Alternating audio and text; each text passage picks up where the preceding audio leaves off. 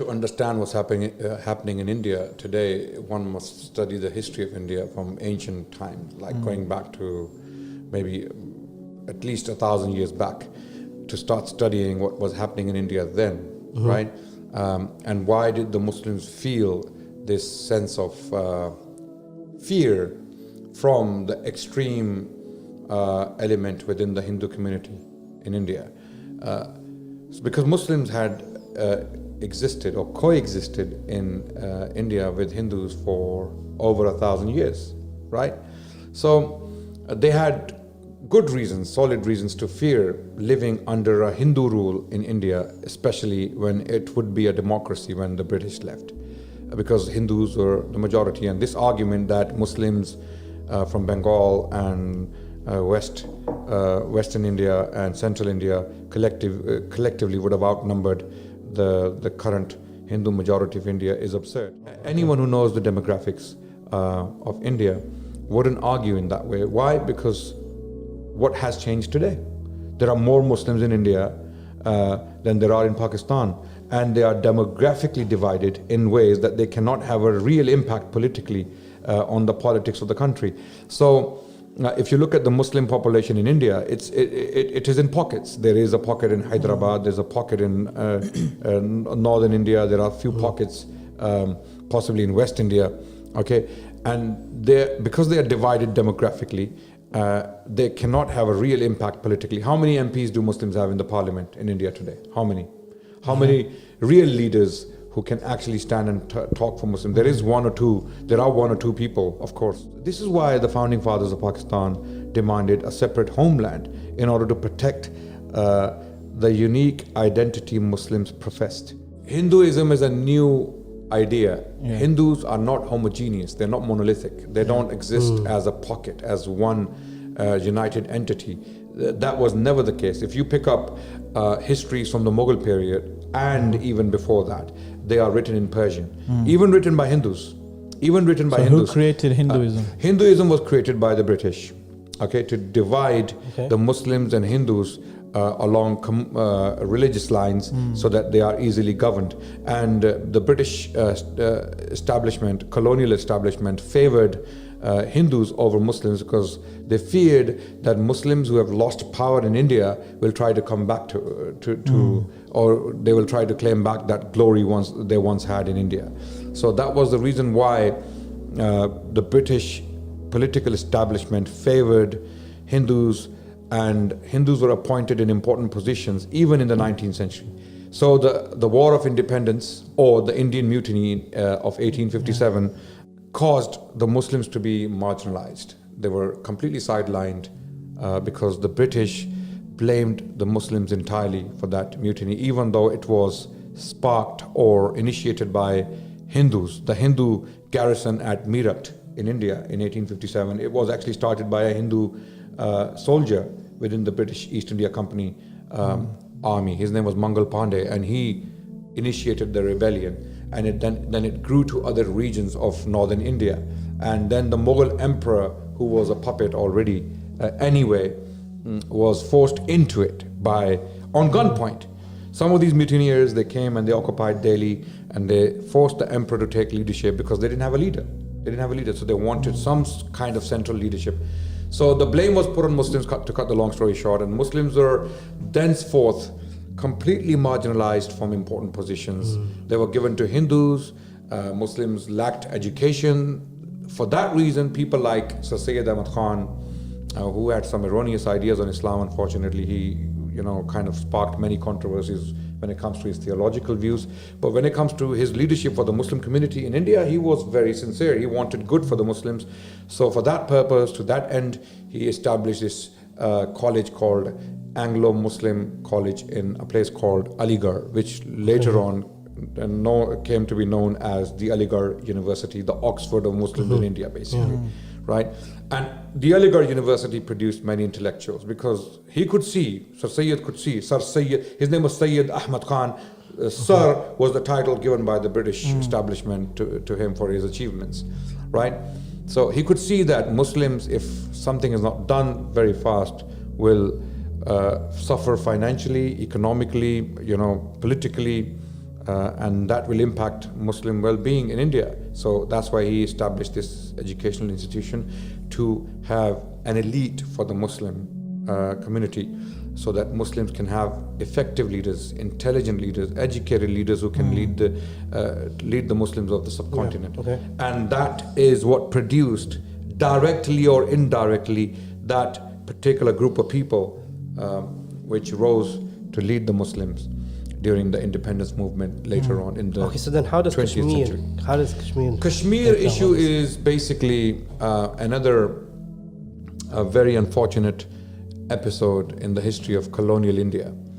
Kashmir is predominantly Muslim, right? Okay. Kashmir was governed by Muslims for over 1,000 years. Again, Muslim sultans had direct rule over Kashmir. Okay, in fact, we can find coins to this day from the Mughal period minted in Kashmir.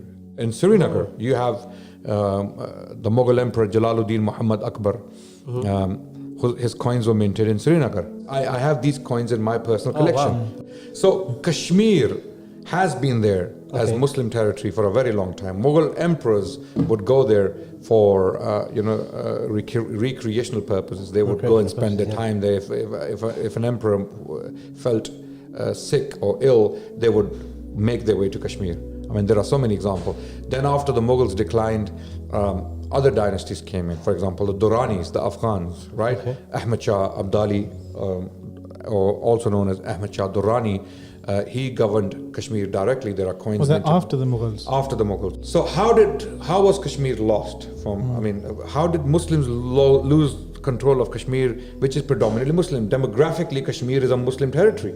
Okay, I would say over 80% of the population is Muslim, right? So when India was divided by the British colonial establishment, Kashmir would naturally come to Pakistan, right? But Kashmir was a semi-independent territory ruled by a Hindu family called the Dogras. Okay, this Hindu family got the control of Kashmiri territory in the mid-19th century from the Sikhs, because Maharaja Ranjit Singh, again, is going to be a very long history lesson, and I'm going to shorten it so that people understand where we're coming from. Sikhs governed parts of India, particularly Punjab, the Punjab region, for nearly 50 years. Okay, Maharaja Ranjit Singh, who was born in current-day Pakistan, Gujranwala. Okay, he rose to unite, or he took leadership as a young man of the Sikh divided military orders. He united them. There were 12 different orders in different parts of Punjab, okay, of the Sikhs, and they called them mithals. Mithal actually means a group of people who are, it's like a military group. So they would go into different territories, rob, plunder, and this is how they lived, right? So Ranjit Singh united all these 12 groups and became the leader, and he took Lahore from the Duranis, okay? So after he occupied Lahore in 1799, thenceforth he governed with an iron fist parts of Punjab, and at one point he was governing territory from Peshawar to Multan. Wow. Okay, yes, and he governed for 40 years. He died in 1839, cut the long story short. Within 10 years, his empire was dismantled, and there were two Anglo-Sikh wars. The British had their eyes on the Punjab, which is a very fertile region, very fertile, and it was producing rice, sugar, a lot of things. Yeah. So the British had their eyes on the Punjab. So they defeated the Sikhs in two wars, two Anglo-Sikh wars, and the Sikhs lost their influence in Punjab, and the British imposed their direct rule. Now, at that time, Kashmir was governed by the Sikhs, right? Kashmir was occupied by Maharaja Ranjit Singh, and there are coins minted in Kashmir in the name of Maharaja Ranjit Singh and his sons, Sher Singh and others who came. I mean, there were not many. Unfortunately, they all kind of died within very short span of time after their father was gone. So Kashmir became a territory ruled by the Sikhs. But then the governor of Kashmir was Hindu. His name was Gulab Singh. Okay, Gulab Singh was directly attached to the court of Maharaja Ranjit Singh in Lahore. So when things went wrong upside down in the center, Gulab Singh announced his independence, and they came to be known as the Dogras. Okay, this was the Dogra family. So there was now direct rule of the Dogras over the valley of Jammu and Kashmir, which is predominantly Muslim population. Population is still Muslim, dominantly. Over 90% is still Muslim. Okay, so from then to 1940s, when India was basically split into two halves mainly, the family still continued to govern, even as a tributary power. I mean, they were like under the protection, or how can I put it? It was like a vassal state, right? So the overruling power was the British colonial establishment. So Maharaja, or the Raja of Kashmir at the time of the partition, was Hari Singh, one of the descendants of Gulab Singh. Jinnah approached him for the reason that Muhammad Ali Jinnah approached him in 1947 or before that Kashmir is a Muslim territory. The population is all Muslim. So it would be only fair for you to join Pakistan, right? And then Nehru, Pandit Jawaharlal Nehru, who was the leader on the other side, who was representing Congress party in India, who was one of the founding fathers of current day India, he approached Maharaja Hari Singh that you should become a part of India. So with some reservations, because he was Hindu himself, Hari Singh, he didn't care about the population. And in fact, there were some massacres carried out against the population when they wanted to be with the Muslims. He joined hands with India. So India imposed an indirect rule on the valley of Jammu and Kashmir, which continued to this day on paper. Of course, Kashmir has been the most heavily militarized region in the world. There are close to 1 million soldiers in Kashmir as we speak right now, to subdue the valley, to have control over it. And Pakistan wants it as part of Pakistan because it was claimed by Pakistan as well, right? So Nehru promised, when he took Kashmir as his own, as if it was his own, to claim, he promised that we will do a referendum for the population. If the population wants to go independent from India and Pakistan, it would be their choice. Or if they want to join hands with Pakistan, then that referendum never happened, unfortunately, right? So Kashmir was given a special status. And the article that guaranteed that was the Article 370 in the Indian Constitution and 35A, right? According to these two articles, discussed at the moment, right? Yes, which is exactly what was repealed on Monday. These two articles were repealed by the current extremist right-wing BJP Indian government. And they obviously didn't care about agreements made by previous governments and leaders. So these two articles guaranteed the semi-autonomous status of the states of Jammu and Kashmir. So according to these articles, Indian civilians from mainland India couldn't buy land in Kashmir. The jurisdiction of the Supreme Court of India didn't apply in Jammu and Kashmir. The people of Jammu and Kashmir could have their own flags. They would have to consult the mainland, the Indian government on issues regarding foreign policy, defense, and things like that, security issues. Other than that, Kashmir was constitutionally a semi-autonomous region without any serious consultation, even with their own politicians, to impose a direct occupational rule over the valley of Jammu and Kashmir. These two articles were completely repealed by the current Indian government, which is well known for the Indian Parliament hatred against Muslims, for pumping Islamophobia. All the lynchings in India that have been taking place for the last 5 years. I was just actually watching videos today of how bad it is. Muslims are being killed, like insects, basically.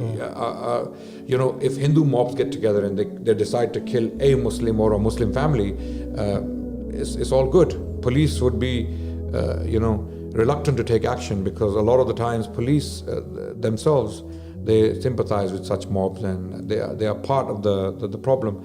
So Muslims are facing a very difficult period, generally speaking, in India. Very, very difficult period.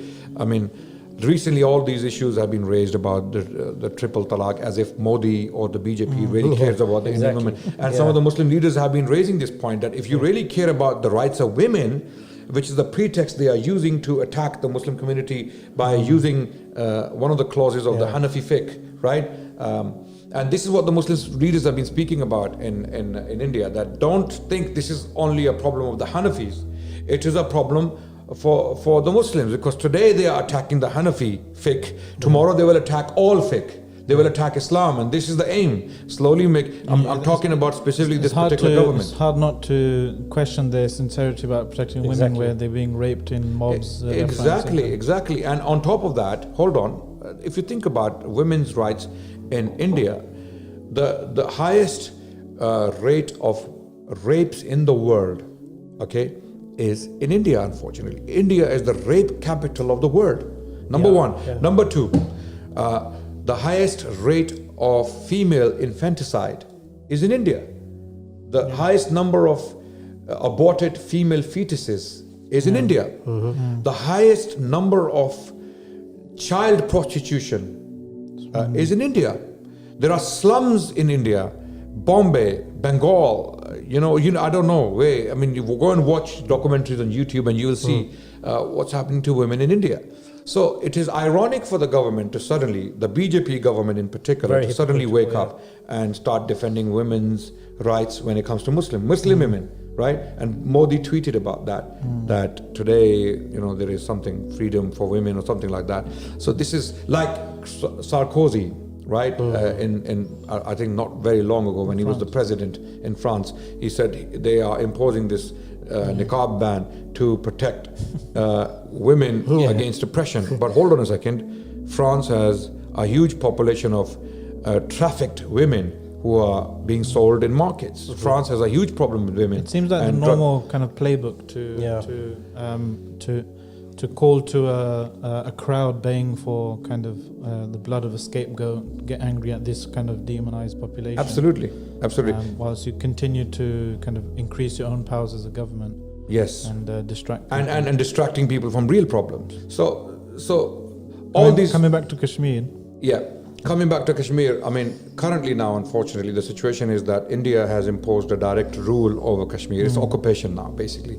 It's completely ignoring all the previous treaties and agreements and going against all the United Nations resolutions and all the advice of international leaders and requests from Pakistan and Kashmiri leaders and even Indian politicians within India. Rahul Gandhi, the leader of Congress Party, which is one of the biggest parties in India, has severely criticized this move, and he has warned that this move will potentially divide India and big things may happen. Like for the people of Kashmir, I don't know what this means.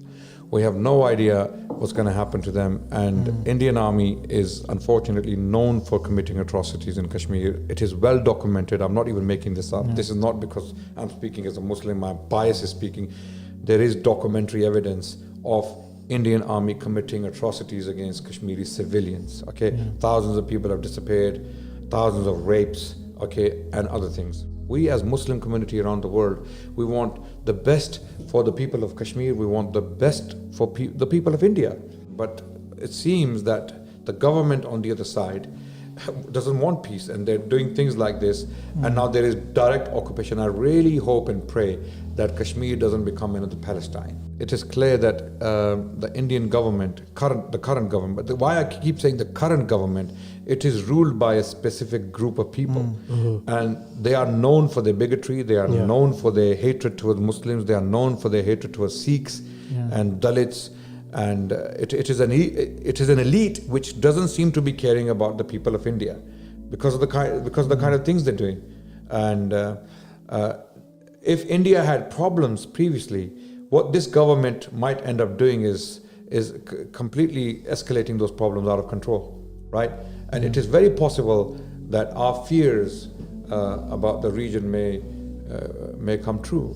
But we really hope for peace and justice for all people in the world, whether it's Kashmiris or Indians. And before we end, a very quick note that we as Muslims, we represent a civilization. right? We don't represent a particular ethnicity or a particular language or a particular piece of land. We represent a civilization. It is a living civilization. It started with the advent of the Prophet of Islam sallallahu alaihi wasallam. It has a unique feature. It has a unique character. We represent that civilization. We represent our poets, our authors, our libraries, our hospitals, our street lights in Cordoba. We represent our philosophers in Baghdad. We represent our theologians in Damascus. We represent our artists, for example, calligraphers in India. We represent all of that. Islamic civilization is absolutely beautiful, and this is what we need to highlight. We need to show the world that you can't just jump from a bunch of extremists straight to the Prophet and link them to the Prophet. No.